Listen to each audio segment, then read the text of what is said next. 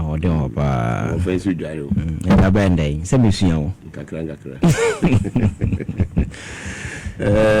na na koso mo na mo social media TikTok ne ade bibi trend ana I think that Mugabe ma menchia na menchia bebraya share menchia wati for me ba ha che ya na ne wano dos nti na ya no mo dia che but I had a fie I fie where the one ne sai nye yes ya ba ne ya ba fie I think that it's very important say ye guswa ye can say mean we need to also set the record straight because Mugabe the whole idea ye some fast one say nipa betem ne ma say na say we make subsequent political decision choices bia na you be informed based on accurate information ne ma asi like odu ba bi na say nipa bi share adwo so be share ato nsema gun from just to deceive people. I'm not sure say politics, you know, that is where we are. Politics in there, yeah, 1992 by Ghana for any BA. They want to do factual politics in that for. There is this thing, I know now, so you need be frame, we're very much worried about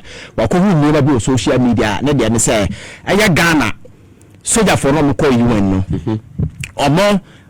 Say aban UN Jessica Kessia Momo, but aban for Sasika do Fakito Momo. See, some of this information are very sensitive, and this a war kind of one can you may end up inciting the soldiers against authority or the state, and then you now also threaten the infrastructure of democracy na you seeking to build a handle. So such misinformation, they say you're shutting it down. Some people among for who say UN Jessica Buma so that for Moko UN mission and Abanya fight. Exactly. And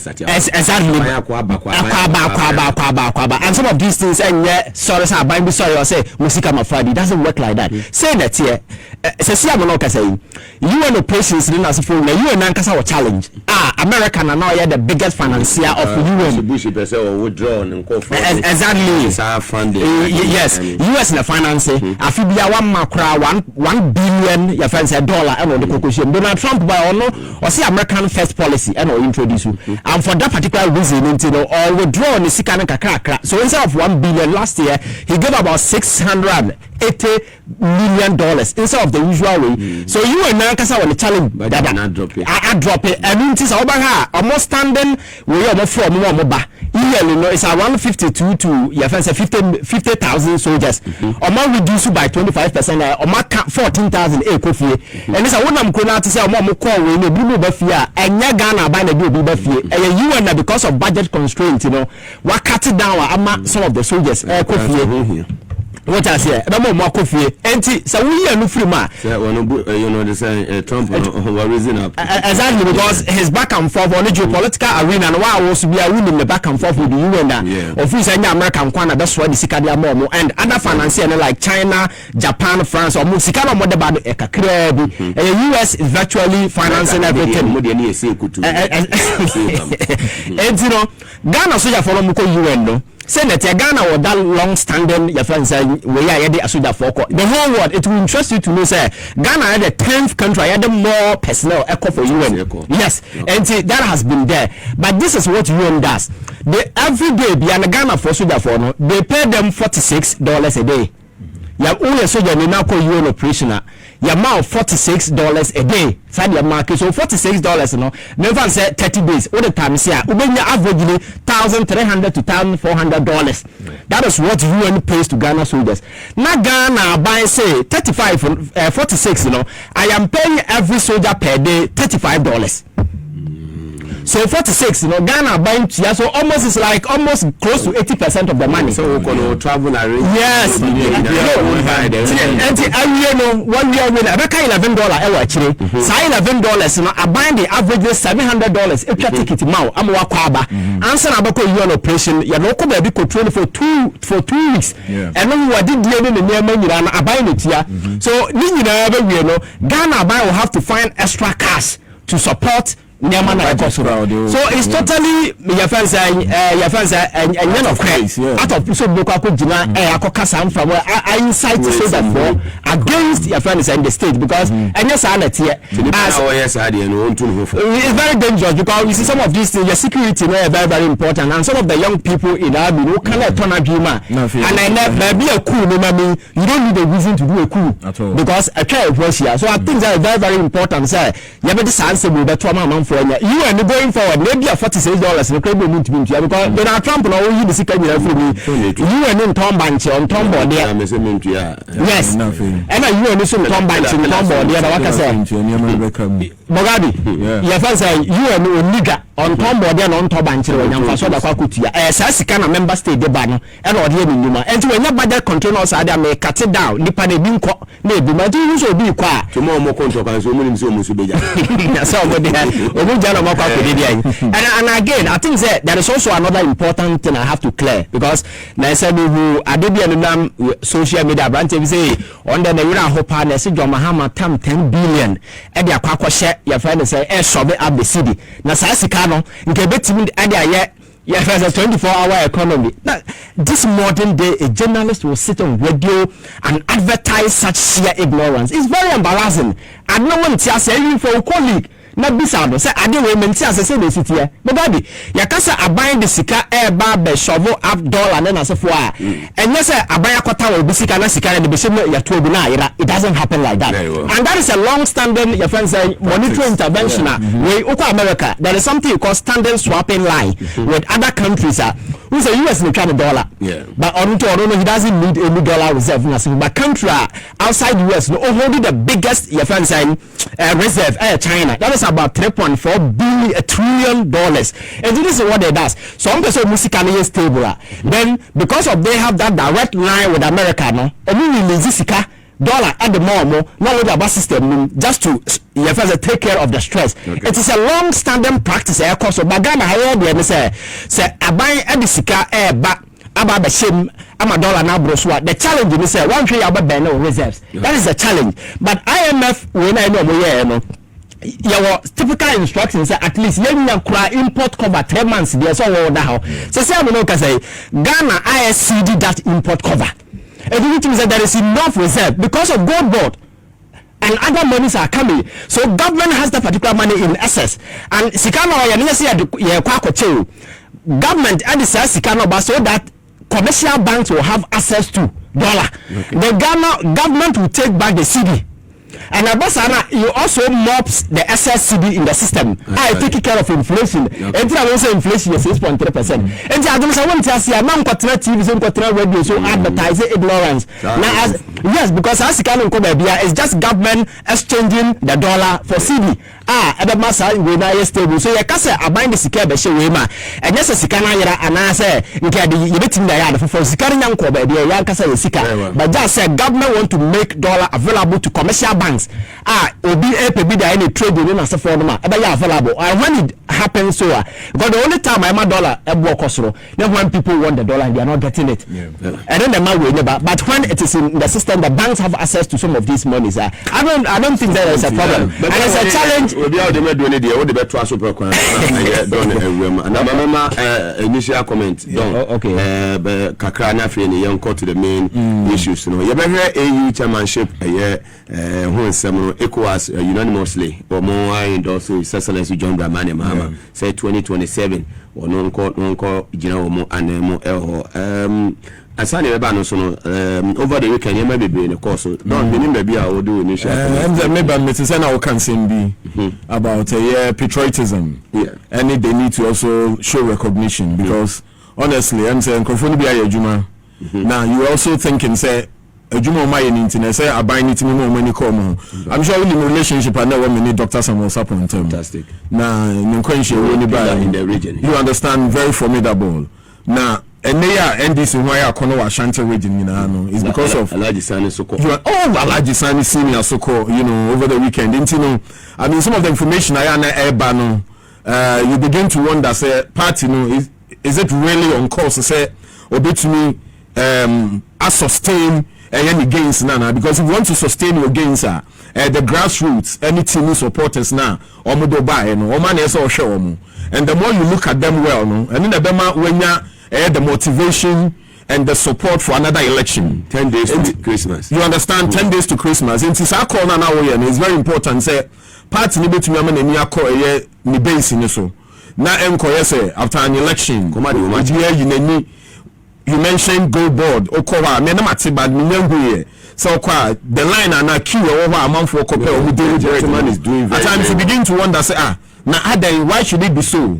And you know that's the more reason why this 24-hour economy, you know, some of us you feel say it's a bare reality because a job creation bar and no a bet say a year sa e mabunu na omo atu atisa na omo pitene so obi abenya baby to feed and they are some of the unemployed groups I shall say our person agitations near dinner is because they feel say or matine fiache and you know that 24-hour economy no should be a major focal point for this government because I buy it me reason no and no never buano am office our pressure na eba appointees so eba or mine so with unemployment in a swati and it's our call me there as a ukosujina swati the year end security concern say a major security threat a major security threat because where Sri Lanka do you see Sri Lanka you know it was just unemployment youth me felt say or and at times do you look at the lavish lifestyle of some of the politicians and no so no a sham crofo so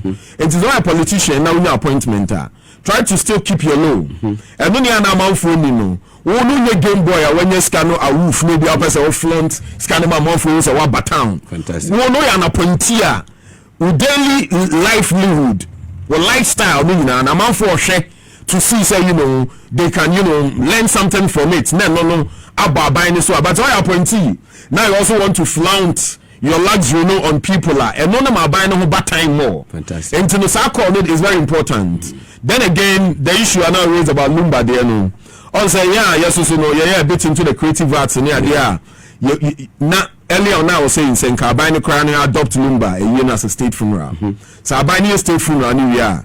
Now, if your family now can litigate the properties near the fair enough because for assistance because Albania state funeral donations be a baby Albania will split it evenly among the families. It be a first wife, second wife, and even the children. Hence, so properties be now litigate our court. I know your mom lie, but the only man here, no, honestly, I take away the shine.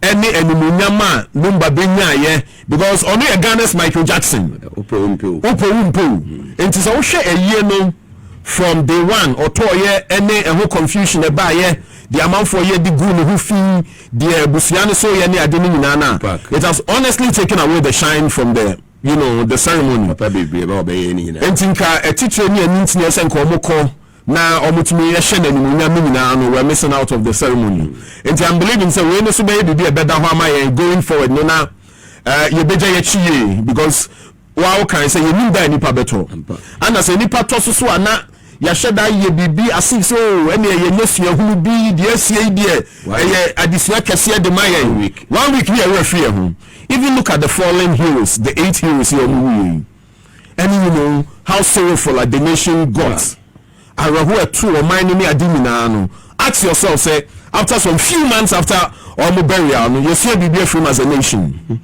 even when it comes to your safety you know methods and safety approach you see be from say enkoto wi share ni say say jan ebeto sanye mani mina what have we learned out of this yes another tragedy near the so another talk shop until this the time the moment an incident basi na measures in place we put stringent measures in place lessons as you see the full way BCB no has to you know be laid out but the has any money na so just a ceremony e be ba besia ko bi besa ba then it becomes I mean a fashion for us you feel so anytime any day we betumi asi and I'm believing say going forward you better say and then finally I would like to drop on JMN abasubono koji wo Yoruba hineni hono on say politicians say your mom honest academic honest and academic titles are at times they are not for ensure and recognizes but when the honor is coming from a traditional authority amount for so in high esteem and one of such honest any the JM Koji Yoruba in Hono. Now on any can be about John Mahama and the attributes said you see Lucifer even in opposition and also in power. And for us in Ghana here, no see a better testimony of our leaders are abundance for Kafa. Because at times you might not see the clearer picture. If you say good, but at times when you go outside and you hear the abundance for the Kafa, and then share how people perceive and see us in our ways. And on any can be about time a JMO position. Now even a person obeying any assassin, any even obeying power, any adinano. And for me, that's where we have to look at. Now you are more ECOWAS. They've also endorsed him again. Say Onuna ECOWAS president, access to him. Of course, now one appointee, very sad. And I'm thinking, say we have to look at external factors. A comment Ghana. Nebo minor basso, especially leadership. Say you share no from that angle. If you know, a Becca Yakuma, I'm afino, ye be any because say who need abundance so for who year. Abundance for Babe Fakwa. If you need a bedampine. We just said, yeah, betting Asia and was for Beko, a year Mokwa Kusin Kunya. Now a mamma would obey doing saying, and like I said, John Mahama, and a person would now, no, okay, ECOWAS sub region now. Almost half of the member states, are being ruled by military rulers. Yeah. In Tibet, a non-democratic. Half, Mali, you understand, Niger, Guinea and others. So say the back has now fallen on country and the democratic credentials, top notch. Yeah. And Ghana since 1992, the democracy when you tainted. You understand?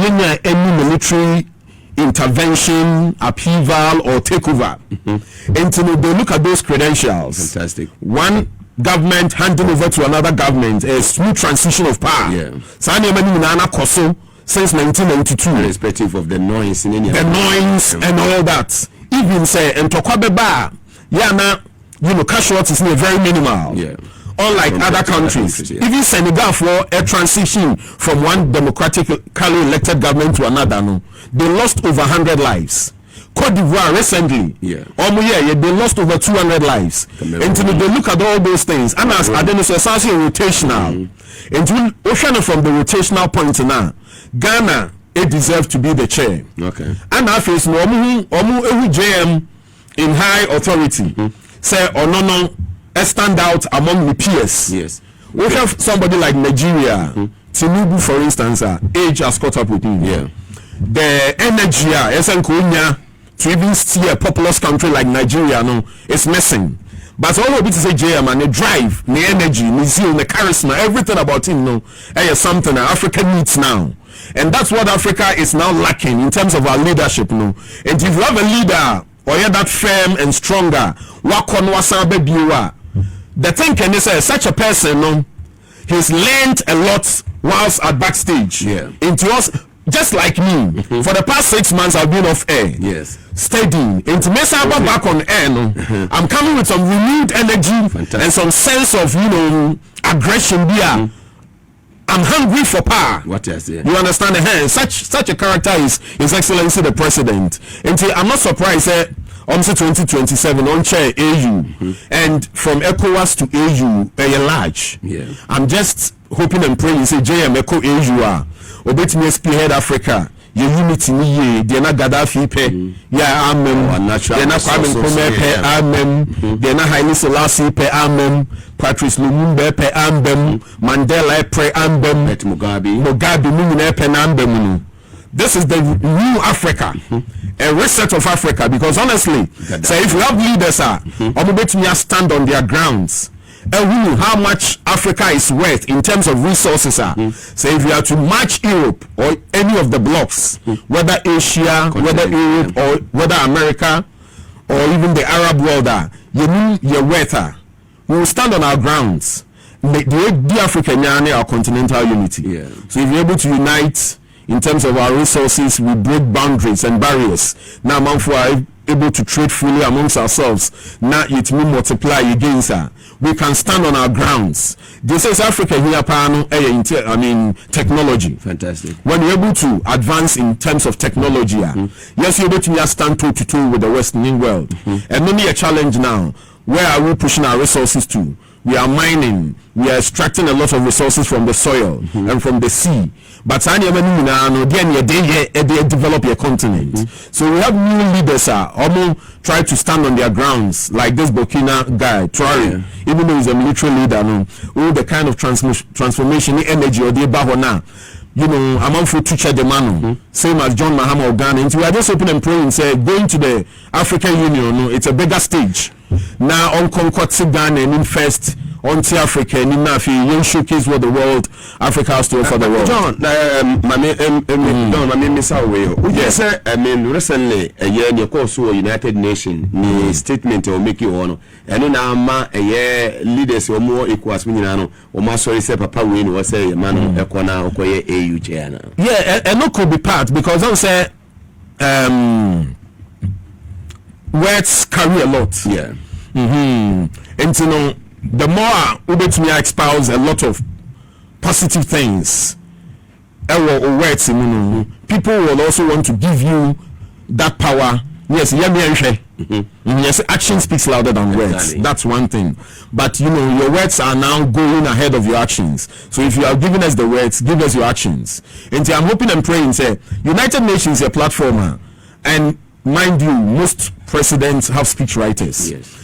You can be the best speech reader, but you'll be a backyard enye. And you know, we are looking at the words and some will they put Africa there, will they stand on your grounds? Now if you are back home, what are you doing? Recently you know this diplomatic row with Israel over diplomats the foreign affairs minister you could see say we were standing on our ground, say as a sovereign state, you know, or maybe to me NTTI, so no matter how big you are. And you know, these are some of the things. That was a powerful speech of United Nations. And for John Mahama, somebody who is a communicator and a media person there, when it comes to Eritrea, you can't falter him. Okay. You know, he's always top notch. On him the say on him how to, you know, break the ice. The game. You know, he understands the game. Issues. You understand him, you know, Anna Wasa Kubida. He's a diplomat, and he knows his acts. And you don't expect him to falter at such a bigger stage. And I'm happy to say he delivered such a powerful statement. I mean, I'm a Ghana, you know, a watch for the world. Says will be a person who say, so that's the president of Ghana. Where is Ghana on the map? Which part of Africa? Yanko Ghana to do business, to go see Ghana. May share opportunities available. Gateway to Africa. No, gateway to Africa. Yeah, the reset agenda is still on, and nobody can take that away. And I'm happy say reset no the amount for her pan say a bit to corruption as NDC by Omukai no. Now you say we are consolidating our gains for the future, and for me that's what we have to do. In office, how would you assess his performance so far, achievement in terms of achievements? Honestly, I'll score him 75% out of 100. Out of 100. If I score you 75%, let us what perform because many be a but intina former President Akuffo Addo a time back sinker. You review our constitution, you even the political term. So even if we are going to make it one term, which is 7 years, you have enough time to develop the country. Fantastic. Honestly, so if you have a 7-year mandate, maybe our first year no what power, what the better appointments, what the best sort amount for near day. I feel now we'll go into the books after transition. Second year I'll be soon now. I'll be soon now, so because I know so 2026 is going to be action year. Fantastic. Projects are ya cut soda, buying a person all you need now. 2026. You know that express road, fantastic project. No, I said, now my dear, no, me in the Kumasi, me yeah a programmer MPP for a tata, me crying for roads consistently for 8 months. Now I spread out reporters to all the deplorable roads. Fantastic. And they were giving us feedback on my morning show. Crying for roads. It's a record in the region. That time MPP was in power. Mayors our project, no almost NDC from scan and metata buy or so. And you say, oh, Kumasi, I another perception is you can't speak against the ruling party, which is NPP. Yes. But I stood my ground to say, some more buying the was there. Region, develop region, in Yakono. Why, so? Oh, and you know, say JM, et me Abosa Express Road in the so. Now, a non crown at the who to MPP for so say if that project lives to see timer. A bit me am unpopular there. Who am I? Mugabe? Fantastic. Who am I? The government just needs to shine its face. Fantastic. On all those infrastructure. No. Okay. It's me a pet. Ubon's afraid the Bema region. Now it's more of a swing. It's becoming, you know, a divided region now. Very well. MPP for regional fight, NDC for regional fight. It's like going down for a 50-50 fight. Okay. Until they have to know what's ahead. Now I'm consolidate all those gains. Send a bear, a buying them, to me, a pager, okay. A region, and a stronghold. Now, so I'm to me as our project, you know. Almost to me at the 24-hour economy, no. Almost to me employ women banking. No, they say no. I mean, scan on your child to order the entire day, so. But maybe focal point power now, no. It's with the unemployed youth now. Almost goofy. Oh yes, I JM my interview twice. Okay. My interview JM twice. That's what time by election, no. Okay. That's a number of Fox FM. Okay. Or no by only a 2008 move time by election or no ambassador Hinejekum ne ya mwaponko. Okay. Betina menin on one side. Sa program so na mama party be so ye no. Be super massive watchow. So omo ni omo ndi ye, omo nto aba mo omo any ade no mama party was on that show. Kwesiche was on it and afi former foreign affairs minister no Bo Akwesi Oseji. Okay. 3 here, 3 there. Yeah, and you know, and I'm a bar Cry FM, so I hosted him. Okay. That was in 2020. Okay. You know, you know, many one-on-one with him paying. Now I know the person, meaning say Orobia or Brennan Wasina, or say Obe. And now, the information you hear from some of the NDC appointees, they say GMD now he's a chain person, Charlie Papano, O Kasano Hopkins and the near break, they all see Yen and Yamano. And Nadia will be able to then I asked them, would you do? I'm saying, Charlie, see a corner and you could see say he's a change person. Now let me focus no and you know say obey leave a legacy. And I'm like, wow, that's how leaders are born. Very well. You know, so to yes, now his name is going to, you know, be in our annals forever. Yeah, it's a legacy for him. We are all praying and hoping, say things will change for the better. Not Ghana to me. Very well, thanks so much, my very good brother, Kwabra Junior, the Dawn. Live on TVS wise, and also on Power 97.9 FM. You know, Avanche Innocent, and so at Nasa Mamiko, so on a fee, young Fadi Akanian. So, Avan, over to you. Yeah, Mugabe, I think that on ECOWAS, Nina Ahenji on current development in West Africa and Africa at large.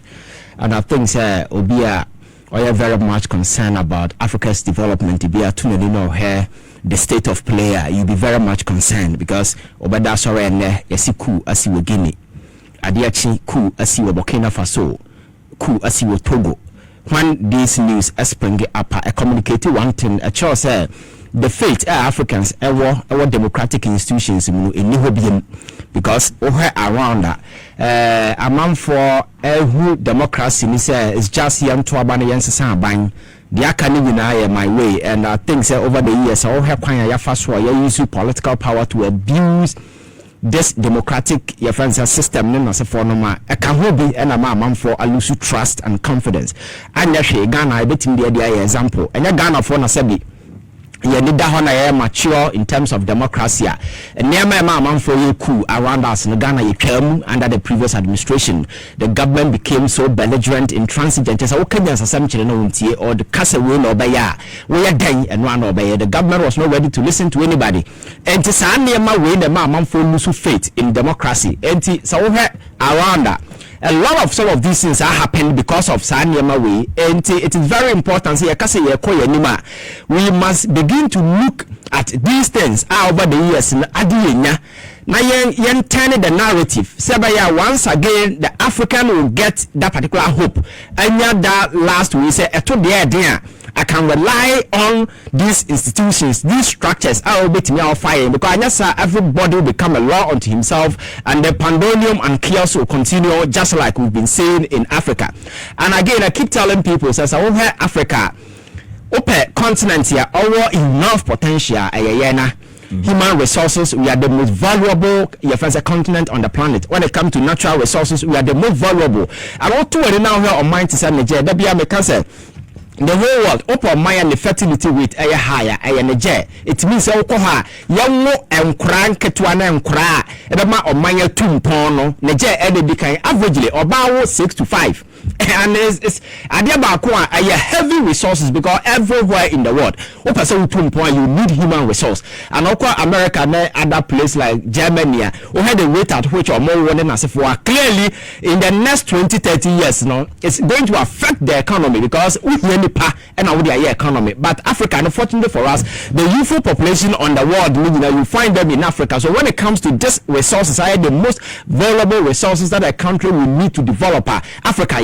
Then come to think of the natural resources, gold, diamond, whatever you can think of in this world, it will be. And by the saying end of poverty, I try to now back down to this politics of greed, as if one Emma Sandeman and Nerdy, Yabrabum, and Yawan Neman, Ohiana, Adengena to Africans, development, different development. So going forward, we need to sit down and see, say, going forward, again, here as a continent, and I think, say, so Ghana is here presently.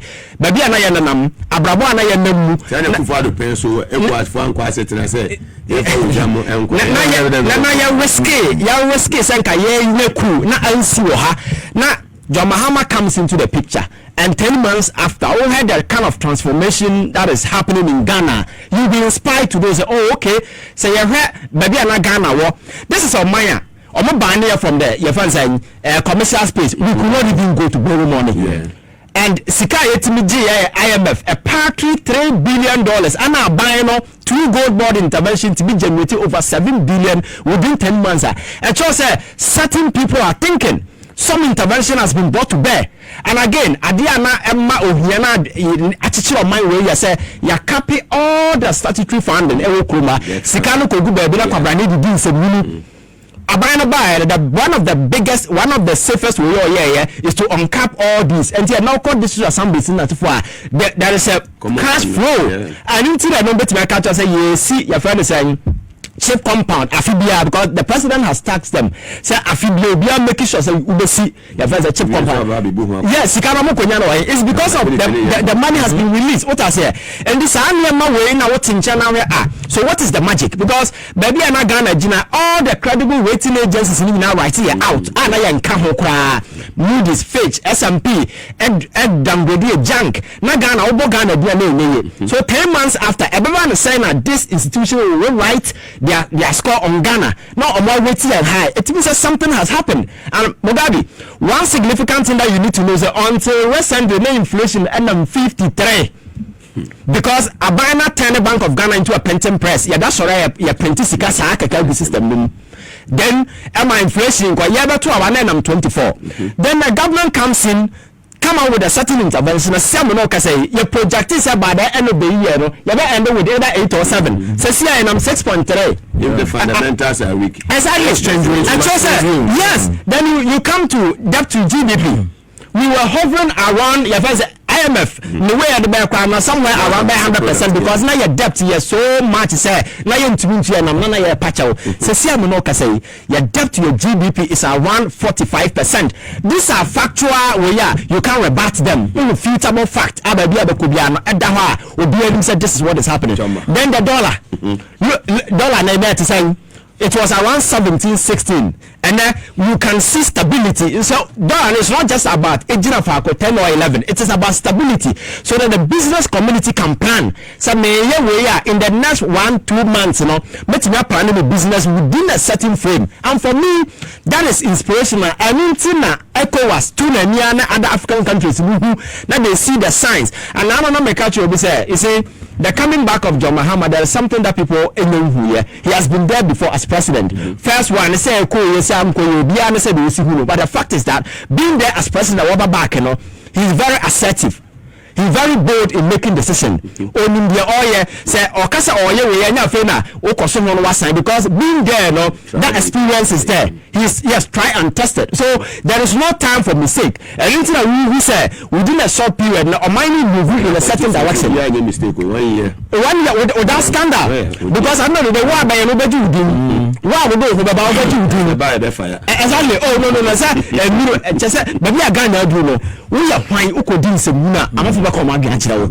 Because that time I'm for them. Akuffo Addo na I'm for Christian. Obi antine no. Na Akuffo Addo yama pasen ka ope. Uma pa na president. But ya dia konyara man na di din semuna. Nipa beka na bi man grandchild. What I say? It is not about say obi time obi. The fact is I do the right thing. And for me, I think some of the interventions are binding good. For instance, appointment huna na ya na nyensa bia enemy. And look at the number of ministries or certain here. Yeah, by a certain ministry kafuza. Yeah, by Adumano Dosso.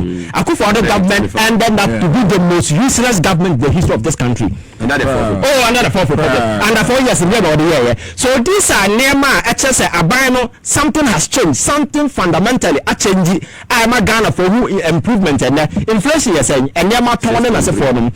So, and there is discipline. The rate at which a government expended, Sikana Yamfa means Muna Yamfa Yamquas, some other young Bonquasia, Musima, Kamatoy, and so. So, Adia Kosubiano, Ghana for Nano, IMF say, a buying Sikana, what time or Bank of Ghana with a Baba set dollar, no. IMF Nanka say a Bono. They say they wanted government to exhibit transparency in the way it is done, because that is a normal practice that is done everywhere. Then, in September, the government came out with a clear guideline telling people how much they are pushing in. Olaka says September I am putting 1.4.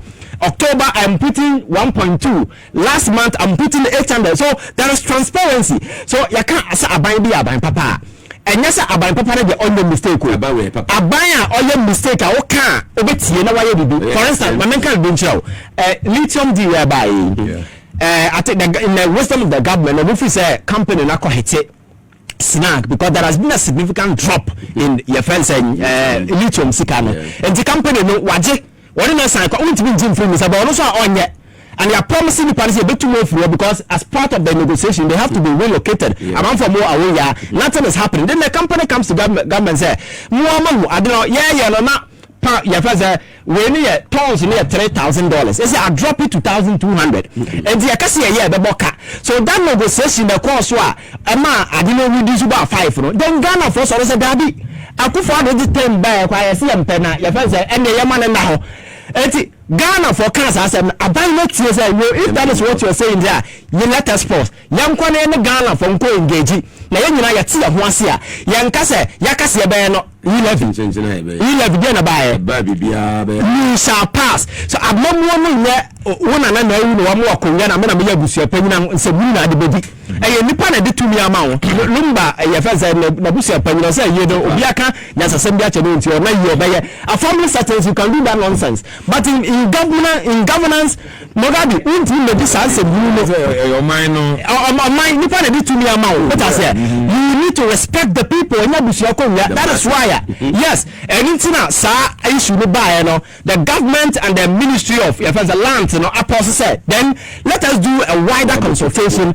say by ya nipa bete no ho say and you move that decision will not be a sole decision of government but the people of Ghana are involved exactly sorry man just a point of order on say sa rational former lands minister Jinapono every year causing side deal no Mugabe is on the record when it comes to mining any adwuma ya or mining communities those days new Monteba Hafo agitation say buy and no boama ye bie ye new you know contracts 2004 2005 how contracts are signed and all that compensation as you know settlers and no omanye and so to be a documentary at the betray and sign him for Nigeria to Muntisa or in any Jitua. No, no, just say, Fianina or no enough for me, Aquanidia Formula or no Ajatu.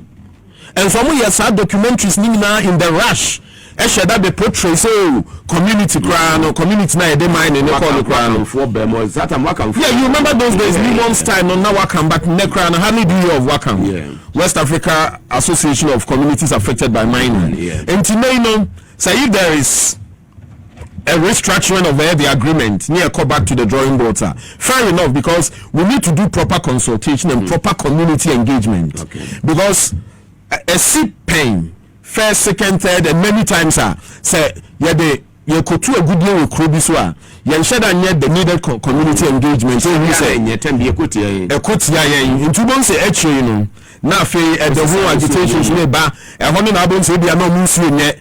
But say you only need a good drinking source of water. It be almost by not saying with social responsibility. Social responsibilities, even the compensation as you the more per their crops and their farm size in the crown. And you need a more. So maybe this you know. Sanema way and I can say a buying papa and yet a buying papa the only mistake. Now the mistake, how do you take from there? By making sure that you respect the people. What I said, because governance at the mount and now had a resounding victory. John Mahama Onya a show quite clearly is a Ghana for fed up. Now no make catch you be say West Africa in 2024. Ghana can rubio. By then was a democratic revolution. I got to about Kubu binding yes, because we want man for a t-shirt I can't 9 pennies more 9 or in percentage pay. 9 in the history of this country when I lose elections 9%. Now say a penny I can't 9 pay. As I go in Mugabe, because 9 is one of the biggest losses Obia suffer in the history of this country. You don't do a t-shirt and say 9 pay. It means you are endorsing that particular thing that we are. So for me, I think baby I doing Menka say Ghana yes Dubai. Menka say mistakes and I'm not saying everything is perfect, but you see the purpose of who say wako wedima to whenever we chibe na wujina. Now what we be aware and I think that there is a wide gap in terms of comparative analysis and Ghana for any will be and no West Africa. And then you have said the whole of Africa. A man for who say John Mahama, despite the difficulty and Ghana, he has been able to usher Ghana into a certain realm. I hope once again it's back on him. And to say a fan say maybe ECOWAS and because ECOWAS, many of the countries are angry with the way a man over the years, are standing as a white elephant, the same way EU and for Sobia so it's like a useless entity of so exactly so you need somebody who can bring certain to bear. Every country now, like Burkina Faso, they walk away from ECOWAS, you come from ECOWAS cry by so you need somebody now collecting all these in a quest for development as a united front Africa. Yes, because he has been very free with the affairs at Tuare and other countries. And Cote d'Ivoire, we had the fractana engagement with them. Today he's in Abuja and at several other places. Now clearly a choice that person because he has been there before and that connection is how we know how that. So it's easy to connect. You understand? And with the depth of experience, I'm sure say let us hope say Yanuma Yabomo Bu about ECOWAS you are if some for some mass over the years because the purpose for its setup we realize here and member countries require don't even respect it. So let us see say the hope and confidence that John Mahama has brought to this country can also be sent to you have say Africa bet the kind of dignity here because Mugabe said Masiaka and the continent why do we have to go outside cap in hand begging? What I say we don't need because Sami Jamfi a gold board has demonstrated clearly said there is enough wealth in this country. We can take care of ourselves without going to because Yakopa man for 3 billion now within a short period it means over 6 to 10 billion our gold border. You need to respect that and you say yes, certain intelligence has been brought to bear. Some comic characters go on TV and they will tell you so the aircraft sitting in abandoned in Shishaya de Gua in Shishaya Bank a buying a winning Nansa over tonight I could just for 8 good years. Now one to me on far intervention by Kokra Ma Ubenya some for man for good and you must see 2 coffee and sana so called intervention so I am for so yet to come and disicate this to a cathedral. We are all yes single-handedly at gold board. That is the sort of intervention that they brought to this country. So I think there and people wanted to wrap that particular thing by bringing a lot of silly ways or to talk galamsey for gold. And I said over the years gold not to free first not to go free. To me and I say jewelry shop exactly and I think there some particular way by yet me replicating our other folder a bit about nano make us even timber crown we can go the gold board will make sure the government become the only source of export in this particular country. Abasa Sikano will come to government and several other ways. Exactly. Timber board. A timber board. And so if you allow people to do that. Some policy media, FMP for I don't know, so okay, even after the elections, some can say Charlie. The way NDC, a craft and a draft gold board policy, no. A banisa no man who da.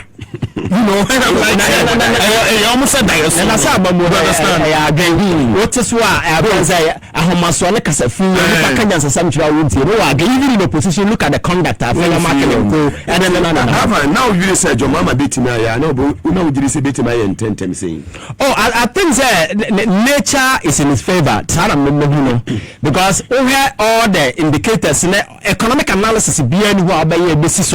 I bet you justify where we are today. And I think that nature itself, you know, because we are not Ghana now, never be another corner. Certain things has to be brought to bear. So we are quicken because not Ghana for here. The fundamental. Yes. Now I'm for lose hope. Our democracy. And I okay on the integration. Cool leader about Kruma. He became a hero. And that was very important. Yes. But Ghana for lose trust and confidence in this. Exactly. But I say your mama. But it became a signal to democratically elected leaders to say, so man sit up, no man know what the people want. Yes.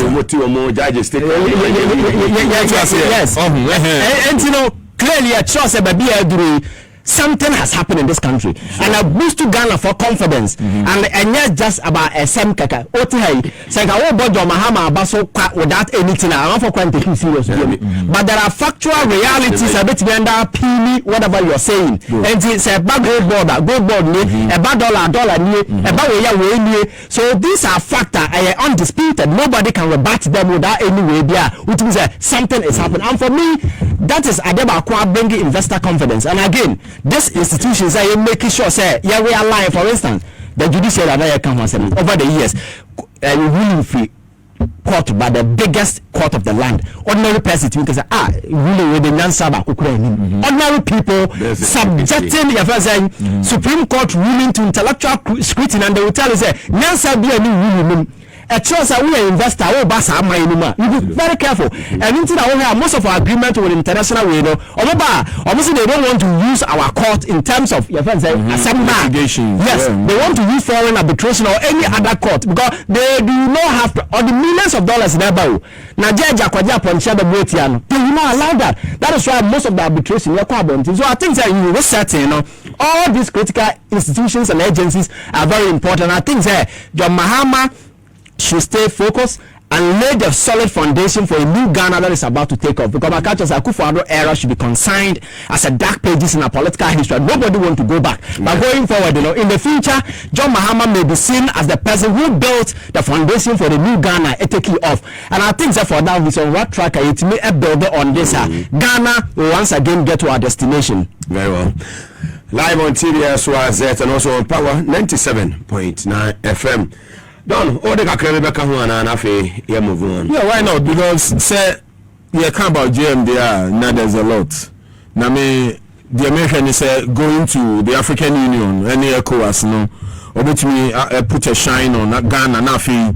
Beyond the no, you heard what Ghana has to, offer the world, because Ghana, after over 64 years as an independent country, no, and you might be, be a head so who and you're lacking infrastructure. And sad drive no they seen and also say key major road projects or bet me within a space of 2 years, because Adebakwa and Hane says projects or many more. Idea you bet me the nipa 200 that come home. Let's speed up a year work in progress. Nobody runs in the nipa 10 to go. It's a bit slow pace now. And now I'm out for so need BA from the previous era. Near few so politicians it me dilly around projects are no more an election year. No as a bait to win the next election. It's only on the free. So that's the one reason why I make us say many JM at the timelines are two projects need be fantastic. And now also a site tour. You could see a speed up the project. And this the kind of because Africa needs a leader who is mobile. Fantastic. We don't need a diplomatic president and a ceremonial president that be out near the documents able to 2 years ago we see total waste. Because if you are president who is always on the ground, like Rwanda president here, okay, on this highway, when the MC so under your watch, and the Queen is say, oh, fire 1, 2, 3, all other MCs will set up. Yes. So you can use even one district as a case study. Now, I run across all districts. For Biaba, say, Charlie, if you don't set up a president, his eyes are on the ground, he'll fire you. So we need a president who is mobile. That's why I'm happy for JM, because one, age in his early 60s, so he's still young. Who's a physical, he still got that energy and that drive. So this is the time and he needs to be mobile, moving up and down, moving through all the 16 regions. And then within 2 years, Ubonse or minor and Yama are stabilized, because now I think I lack of my repair national discipline. Everybody thinks to say, oh minor, your slogan and I motto in freedom and justice. You understand? But when there is, a national policy and an agenda, that's at times I'm catching for say you say president, it's like a father in a family setting. Yeah. How you get up in the morning to 2 fear call gardens, mundo doha, munya planting waha, waterway near the same way as you as a president or mine as all run because on my mano and it's a one shama oba and call Australia. The same way about president, you saw him more mindfulness to go astray. Exactly. You put them to check, strict scrutiny, discipline. And nona ama countries need be Rwanda out of war. Let me do how try and say Rwanda, because this is a president that is always on the ground. And I'll just appeal say JM comeback should be an action comebacker. Energy or they buy work somebody buy a reset agenda near the say you desire energy mind you, half by 2026 this same time you better now if you need to be praises people will just be clamoring say no, this president needs an extension of term because of Numa Oye. You also want to term. So need your waka. But like you said, if say public cry no basel, we need you for an extension into not name now feel to Tomaya and mind your mind be it's me a consistency. Yeah. When it comes to consistency in government also now if you're able to stay for like 8, 12, 20, 16, 20 years and my stability ball mining and more consistent trend in development. But MPP they honestly Tinamsi General and I'm afraid for that party and what is to come, because saying and looking at all they just exist because the word opposition is there. But when it comes to say the word opposition is there, into no more from opposition. But pass a to put the government on these tools. So you begin to wonder say, on what basis do they even exist as a political party? Serious, or I mean, they are not serious. It is almost now almost to me unite all forces to put the government on check. Now say all my cranny fear no to mean see a better no more a corner magana for I say to me a bad thing. Into no NDC should keep going forward and keep going on, the trend they are going, Now young fan pibon town much because here the next 4 years we are living with the NDC. Into you see it tower much and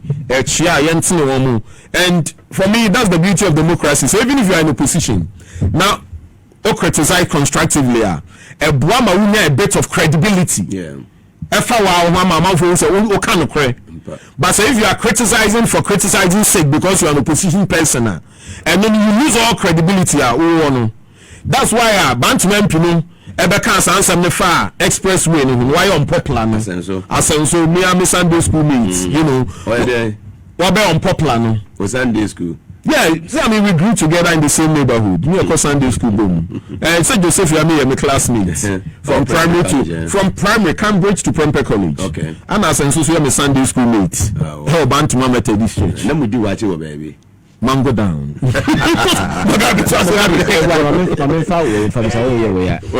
I think that we see baby you're doing there in our politics and you need 1990 BM and I need 1992. So you can whip public sentiment. Sa tribal cars no betimi play o me asantini me anwona ni automatically mo sa nkwase se botwam. And the people want to look at the real issues. And we are journalists now. What radio so now can sama men never say you can speak lies. Now I get your way. Because people will fact check you and prove to you say you are hollow. In some now cannot. And you have a basis. So it is very important to our journalist friends out there. When I'm a journalist, let me tell me a journalist. Say answer about the journal from so the cancer no. You should know say you are speaking to discerning minds who will subject virtually whatever you say there to critical scrutiny and fact check. So I know that they will not swallow those things. You cannot deceive the public now. Until our engagement for credibility sake. We job on say now we can say making sure that they all can what here. So when here who produce and any other person engage them to explain the subject to you. So you don't matematic. When matematic is because Merira Hopa na about $10 billion in the hey that is pure ignorance. And I say ignorance a bliss, but to advertise it publicly is stupidity. You don't do that. Journalism, we as hosts and then panelists, always when you sit behind the console, you are to educate, inform, and to entertain. Now, and you would say, "Wow, be a wait." Yeah, and I will fear about what they seek to do is he is very uninformed, and they want to impose that uninformed understanding on the public and make it with the reality. And as or imposing a twisted understanding of something. One example. Just a recent example.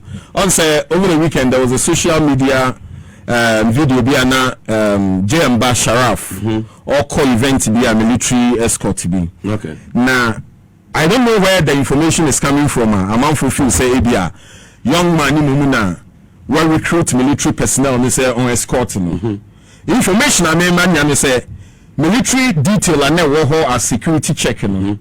And omo your station or more events na say that. Into only P or and man escort to baby obekwa kotena. But then when you go on social media, most journalists are flying comments as if say onuna recruit the military person so man that escort. Obi say JM reset doesn't include allowing a military person with a gun to escort your son. That is also arrogance of power. Kindly do the needful.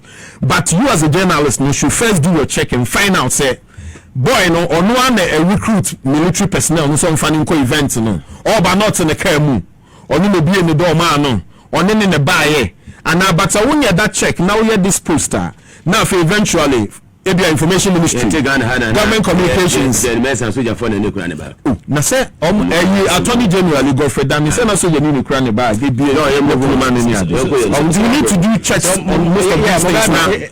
The correct information, Yeah, so it's very important because some people are very dangerous, especially in American military for the example from you Parker 46 now buy a man almost close to 80%. Now because your money is boom no more for dear. I know the day within the military. You must say what salary crowd your company your deductions are your salary.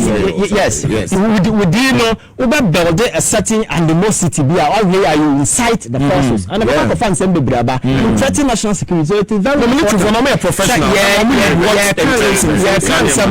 Young can't be win. It will take 3 or 4 people to rebel and then we will get explosion. You understand? So I think that's very important. For that wonderful submission, live on TV as well as and also on Power 97.9 FM.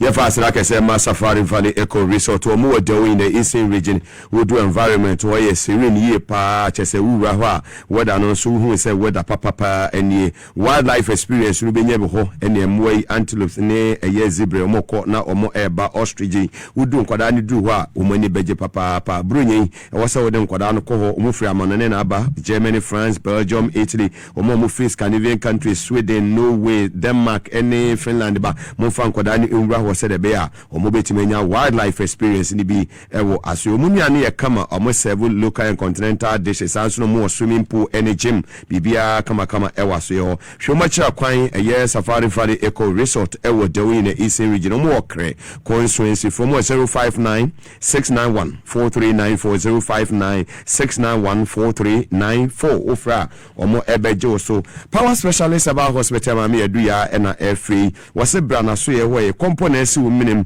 wo ye obo wo ye bema tutumika fiber na ha o menu aba osa wonu mpeni baby na atechema ajonkoso aposo broken bones ni nyina fa power specialist about hospital process na tete won memma no siateka no sisi echi etwenwa besi wona ase no ni nyina wo de kwaso a obehwe ama fatty liver hepatitis A B C D ana se yibia fatumika ko ya maami adu ya ho no beboa wo de woni cheta ko ade wanaje estate obeyanaje MA primary school no Kumasi fo ni chifi ya silik bosom twe contract putu jakwa no so woni Jezbo filling station no na edi enhwani mu nkran ha wo kwabenya pokwasi CP kwantempo no so fe maami adu ya power specialist about hospital on 0244544422 0244544422 Divine Hope Bar Center mo na de wo twia ba pada wo se atadwe wo se ne yate denne ememe wo se yi wo se ne gina so brenye ene ebidi papa wo Spain wo se metua yira ema ne mema wo sisi na eha wo no wajonkoso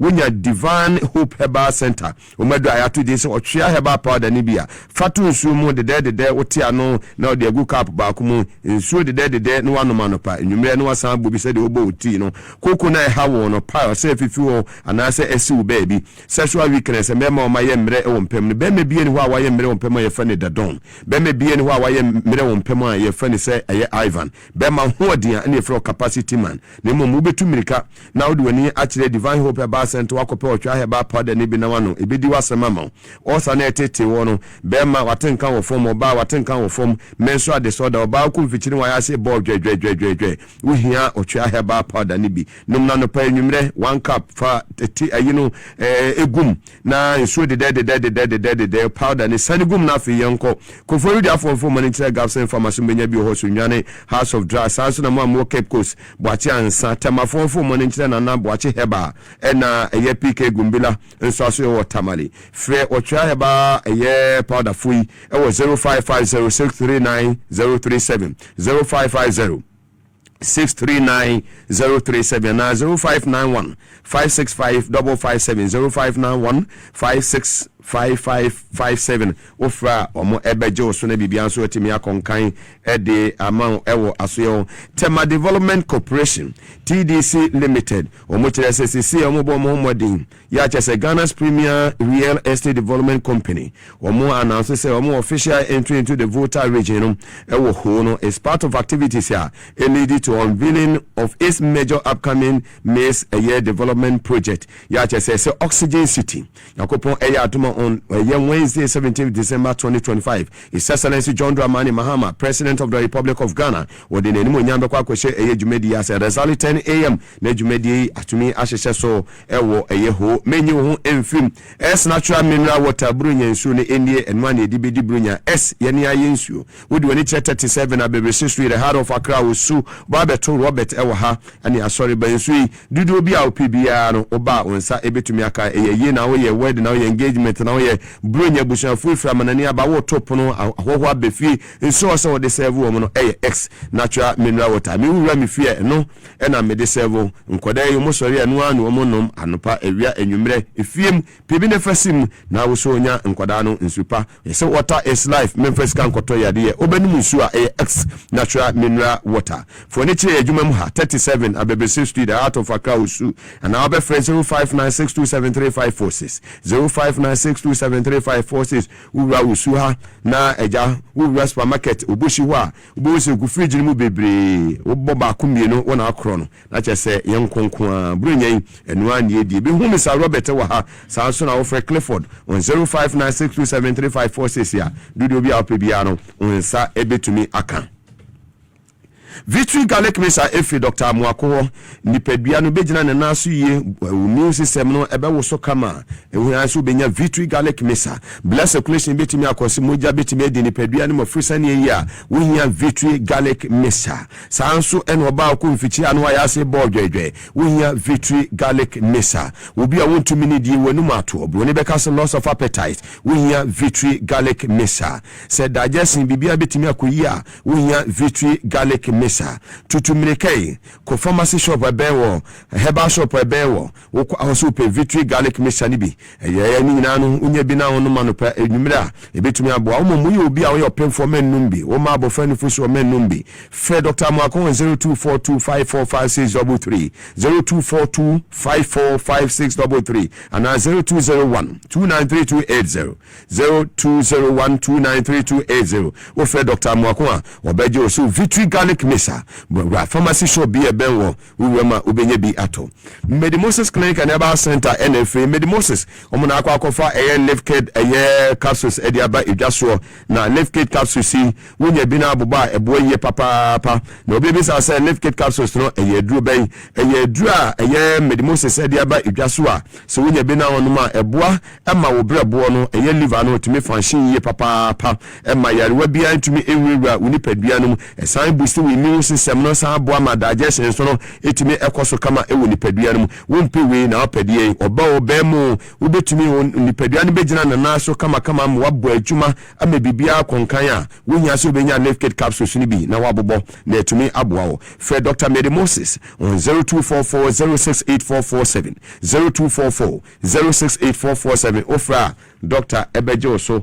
na bibia so etimi akonkan Adoma Junior say yes the dawn is in the house na just muga kajani gumusa na yanko yen enim Hebron Hills International School papa baako ya chese Ghana fo nyina ga west umaji atum ewo media of the Sanwom Road school is wo fe na school se ne efe no saa na nkwada no so du ha mo brofo ka ene omo acheche no bibia ekoyie tutumikai obi a wo ya ban djuma anopa no nsiu ana nunum ena pese wo de oba no e contentam so ye beje no na akwa adjuma wo ban so a traffic hawa wuni haw eno ase obeye hyehyeye oba bi dwa be fa oba somdwe ma wonti atenkaboni bia achechefo no mo fa no abutiri ye papa was on our do discipline na dedication and determination here and one near the free woman was excel and shine no way in upper primary so go so ekoso Montessori tete na de mam ofra school run free Britain aba ya chese wudu wa yes oba hima we free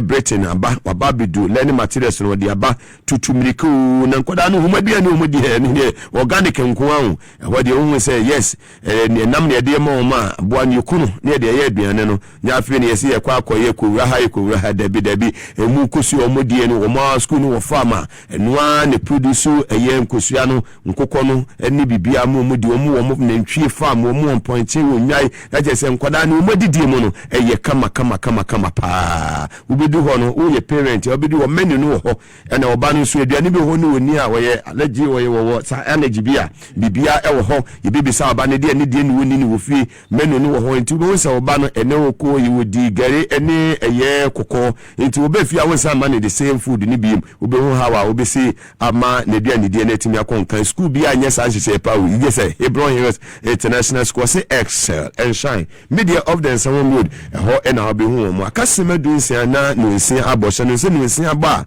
ye de dwumadi nyina ebeba awiye ene ebo no wotwe crane na kyese Emmanuel Wilson Jr. obetena se nkunya no wasi ya wada di animu lawyer Martin Pigbo 1-on-1 4 p.m. na chese otifidie mu ha na chese malani a program no efiri sa me kosi fiada lawyer Pigbo beba on Thursday na chese yeni no ebesimu ha chese ensemo ebehwe egu fia no ese woni nsese ye kache wonti the don Kwabna Pra Junior ene eya Kyei Innocent etia Mondays they always me family squad ni niagro ejanu temu sa very well yeni aba Dr. Mary Awusi baby a wo bia ne nyame enka ho gusu ai dadofo ebeja wo last week ma wo yo ma ne yie ewo osiem yɛda yɛadɔfoɔ nyinaa ase chief of staff ne mpanimfoɔ awodoɔ a mobɛyɛ nyinaa no ɛsinsin ne kagya ni ase da Excellency John Dramani Mahama ɛne abusua dɔyɛ a moyɛyɛ no na ɛfɛ dodo abɛn mu mpanimfoɔ obi biara yɛde obi biara ase na mehu National Sports Authority Board no mehu Samson Dean wom na mani agye yie paa the Dean Samson the Dean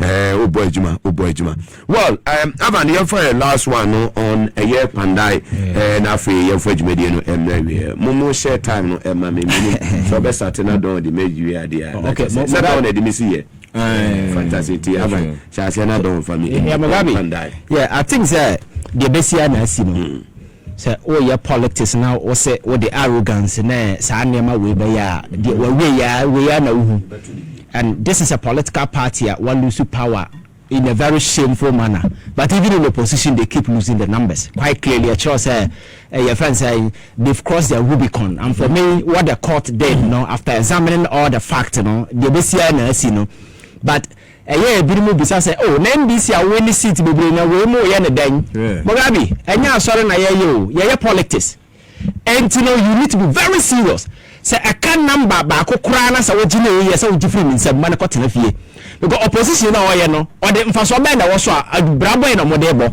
apart from say yentena fantena parliament say yemfanje nkwase achinye yem make sure that the proceedings will not happen. One of the MPs interview ka say their job is to sabotage parliament to sabotage proceedings because they don't have the numbers to do, and for me that's very frustrating. And I keep telling people that unfortunately the MPP that is supposed to be a responsible opposition party that is not what they are doing, and that is very will come out with them. When they are in power they destroy, when they go to opposition they sabotage, and they are very destructive, very arrogant, and that is their nature. So Ghana will not sympathize with them with some of these things, and this ordinary may not need this see for anything. I heard the posture, the conduct, like Akuffo for some more say NDC decide to boycott this particular way. Supporters in Ankasa and the party the form because these people deserve no sympathy. And again, obviously, na numbers no money sabaya democracy inti. Numbers no munya and I never mamma demo na papa na demo because one president Akuffo Addo went to Kumasi and na amanfo bi say na say o mayo mo kwan mo na omonye Kumasi what their largest we no find saying one of the constituency okoya almost kwabre almost mo pekwan o say kokromoti ya odi oduru abato na won to afasha obabi and the people decided so almost the kokromoti be say o monto aba ma wana say one lose numbers in parliament me na me so for me I think say the base here na no but unfortunately subsequent to that kwaya on so o mo handle o mo ho e wo parliament ni na se for no e na ya nimguase because my culture Ghana for at politics I say you can't sway that tribal and emotional cast and get your way. Oko parliament make sure say Juma DS Woody as a critical opposition party that is what you do. But now when they see all the scaffolds na course they could not even say to look at bills in as for the government and the form man call now 15 way has been approved by that proportion in as a for it means the money in their sounds as opposition that is not what you're doing. And for me there is this propaganda circular that has been written for all MPP communicators no more than and parliaments is some of them are repeating the same thing or say more than 44 constituencies 44 polling stations in the core never understand a court na kase yan only way because in the first place NBC arm for 44 nkwana call so here your friends we need no music now. I've seen the official they were asking for the annulment of the entire election because said the credibility of the election was tainted. And again court I catch the court to say after examining all the critical fight because when I been kwenya tia we live be a who say me fit for me di no fama me so obi court no kwa say dem na court no head name nyina no ka say baby aduru election is court no for because emra da ho say dey to aba no manfa so a then what is your beef? And then you go could do press conference now catch the Ghana for say court near kangaroo court say a court here kangaroo court I want to setting up because you the only person of any market with me chief justice on Friday conventionally Supreme Court entrance about within less than 12 hours and Panama could do what's a now kangaroo court na area former MP when you sue on the ticket of MPP ben better the judge at the man better your friends bench so in this modern day Ghana for civilized when you do some of this nonsense you think people have trust in your judiciary, go to High Court. Akuffo Addo appointed almost 60 judges. I have been here, legal advisors for MPP as a political party. They are all wearing your friends upon going to court and nobody does them. And you think we are joking? Say a cancer obia aye your court no kangaroo court. So what about we? I say upon going no more day. What about it is Mugabe? Sanya man show these are the realities of Ghana. For instance, Ghana court a kangaroo court. Akuffo Addo setting up that kangaroo. So what did you do? All packing with oh, you see, it's about seriousness. Say abayemu. Na say incumbency will favor you. Yeah. That is one thing on NDC side. Yeah. And the young guys are so serious. Almost ECD will never want to. I'm for the kind of pandayo. I'm for the parliament. Yes, I'm for the parliament. NDC the kind and party or non for sitting in the but they are there already. So that is the seriousness. Very well. Madam say Kyei Innocent. Don. First of all, my mini can share mini baby darling Chris, me follow about Kubina. Or say some of this side is Kobe Innocent Salute so I say George Kobla Atiki Munina life or Kobe. Darling Chris say on him the other side I'm your hot sir because no if we say they be me as a host intimo. Or something try embrace a panel now. Fire no mu pa. Me da wano ase. But you know Pandai no Enisa NDC a fall for Musa Dankwa a post no the aban. Okay. Because elections are won at the polling stations. Fantastic. And until the last drop no, also MPP is trying to play the sympathy card. Initially no musin komu nkokra. So where from now I feel Jinemua Omufu say is going in their favor in Omunko. Sani siwo Ablekuma Ekwefrie ne Erabra Obin Diano. At a point I know Ekwefrie felt as a constituency ne dono. Or kwa obe when hands down party now man that support and mama the support now fi base no etida no at the last hour I feel amobu yasembe komu na the harm has already been done. Similarly you been a cause of pandai no the MPP felt to say oh I mean election maybe a courts ruling nearby and it doesn't favor them in maybe anka election they are not going but I've heard some of their leaders also move to Pandai to support the candidate. Party no any focus. And you're united into no say candidate no a person kokra party no person obeko. Party no person kwa candidate no person obeko. And such a party so your mind no eshanin sa not just your mind no ebejija no. And Ghanaians should look at our attitude even in opposition and you where they are coming from. Such a party any focus and direction no so we need your mind show munsape or mind no mubejija no and me I'm just hoping say unu obi ku a e so bunu e ma no e no pra we say dua no twa so a e be fifi ba tu ase na e fifi bio this is the time for 8 years Ghana for edie on Akuffo Addo pa so we are not giving them any chance of mercy so one city painting why do we put in all our arsenals you need the super majority to change certain things that needed to be changed or mind change when they were in power. Okay. And I believe that if the NDC goes all out for this election, Joseph Yamino or Miami Junior, Kogan so and others are Junior. Yeah, I was from the college. Yeah, it's all new there. I mean, fresh food. To me too was my junior. Kwabena Junior. Mugabe, you know when you're on the phone. I don't know. And you want to for Pampa Mubianta. And when you can be as an adjo Pampa or school. Yeah, that's how it has to play out. Say the elections is on when 31st. Yeah, so more days ahead. And government in power, incumbency advantage can favor you in taking in. And it's also become a norm, say when it's an election period and even a by-election, you put in all your arsenals to ensure, say, development. And one thing, sir, constituency BR should know, say, so now if there's a by-election, you have to go with the government in power. Yes. And no independent candidates, A plus money. The others know who you are. Almost say, if you go with the government in power, you are likely to get development and also be with the majority. You go with where the majority are.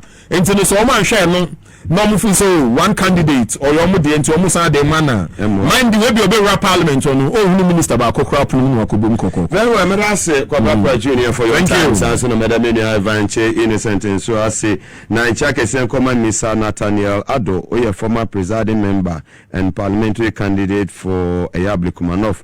Chake Sekese and Command Alaji McBrown of Alajo Central Mosque so Oshe Jumedie Life with Chake Sekese and Command and Christopher Bibia Boko de Derek J. Sanso and a Lydia Double Munina Mo Tie Jumedie Yami Esho Bia Sanso na Mr. George Anan Mijesa also Bibia Boko lawyer Martin Pigbu on also enjoy show near Papa Kwabna Pra Junior the Don Yebeda Senior da Enya Avan so I say Kofi Job contractor papa Asante Wenye Kofi Mijesa one eye bimpa mu nyina so moho eye ne abusua ni nyina yekoso na yenso yenua cake Ghana gas woso yechia osanso ena enua Henry Lai woso was Spinters Road Nyakopon enhirao na onye kese daddy washing be media wona hokafo obaya daddy wahwe wunua be ma ya ewo mampon nsuta minim say ye ebeba so yebeba ne aba abesomo.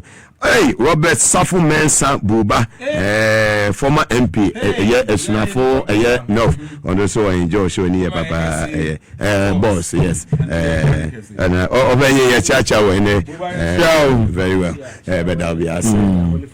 Fantastic, Dr. Amiasu, Holy Family, a hospital, a attachment, getting you. Yencha, Ata, social, I will go so. I want you to,